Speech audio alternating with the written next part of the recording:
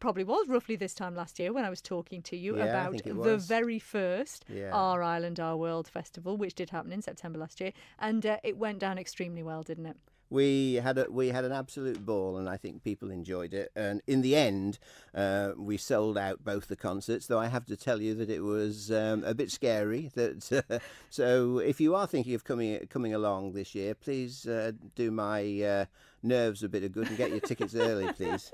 At least you know that's what they're like that. But you must have experience of that from the Centenary Centre. We've got 15 years of. It's like when you put on a gig at the Centenary Centre. It's like you're having a birthday party every week, and you think, "Oh, crumbs, is anybody going to come to my party?"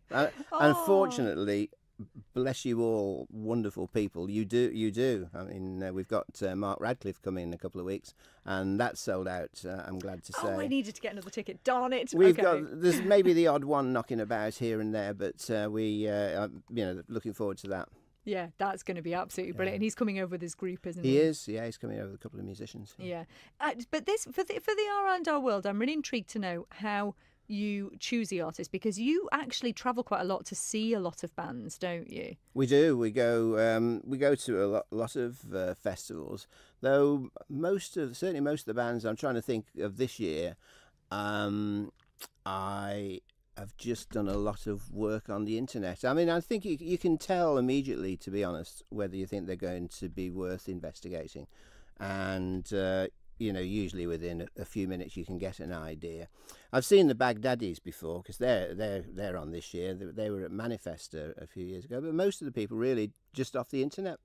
And do you have a rough idea of what you think will go down well with a Manx absolutely. Audience? I think the one thing you can say that a Manx audience like is party bands.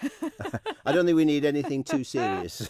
That's very true. Well, just give us a quick list then of the acts, and then we're going to talk in more detail about each of them and hear a little bit about them. Well, there's 2 nights, Friday the 30th and Saturday the 31st of August.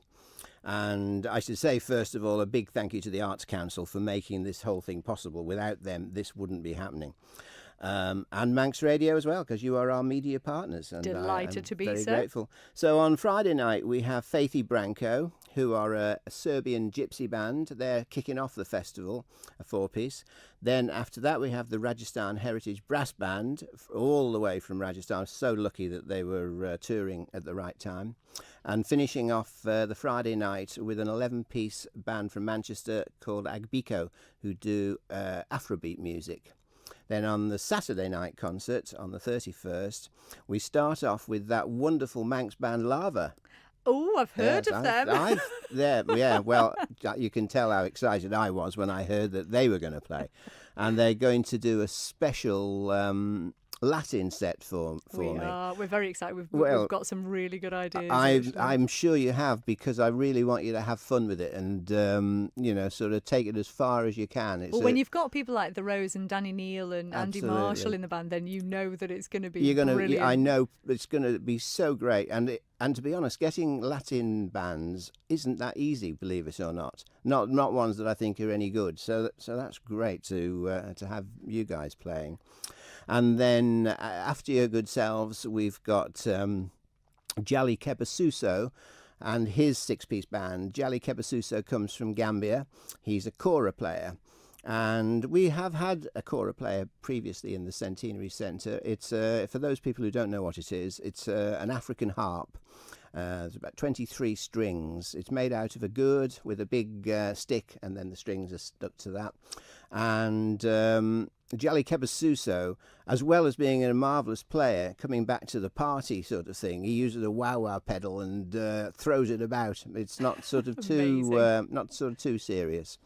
And then finally, to finish off the festival on the Saturday night, Baghdadis, who are a well-known party Balkan band.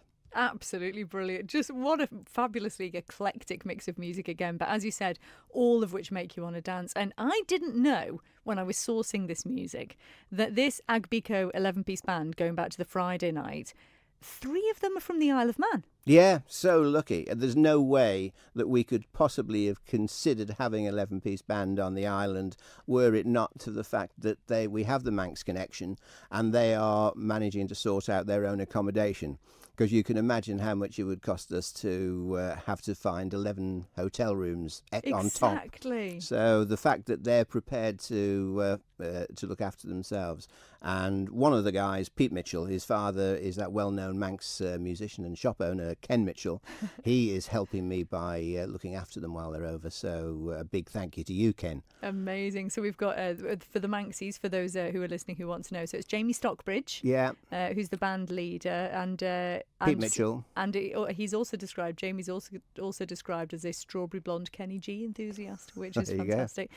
Pete Mitchell, Dan Mitchell, and Illiam Quain as well, who I'm just guessing Illiam Quain is Manx. Absolutely. Yeah. Can't possibly be anything else, can he? Yeah, and a whole bunch of others as well. So a lot of you'll know Pete as well from having been in the studio with Ideal Forgery last year too. So that is going to be awesome. Now I found a track by them which is recorded as live, so you see them all together. This is quite brilliant. That's all I'm going to say. This is Agbiko and this is Hurt Me So.